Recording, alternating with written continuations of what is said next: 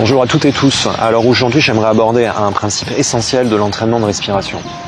Aujourd'hui, quand vous voyez des méthodes de respiration, elles sont souvent basées uniquement sur l'exercice respiratoire.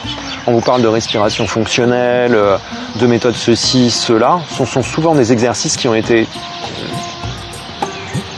pris dans les anciennes traditions. Seulement ces anciennes traditions, comme le yoga, le pranayama, ont une méthode beaucoup plus large. C'est-à-dire que les exercices, en fait, ne pouvaient pas être dissociés d'un aspect mental, d'un aspect philosophique, d'un aspect philosophie de vie tranquille.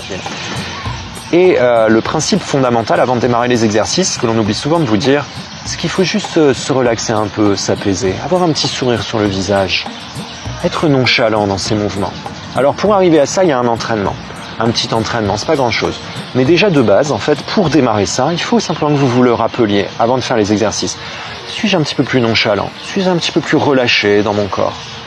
Est-ce que, au niveau de mes pensées, je ne suis pas trop frustré par ceci, cela? Simplement, j'en prends conscience. Et déjà, ça va retirer un peu de tension. C'est un principe de base que vous devriez appliquer à votre vie de tous les jours. Peut-être 2-3 fois dans la journée, juste vérifier dans quel état je suis.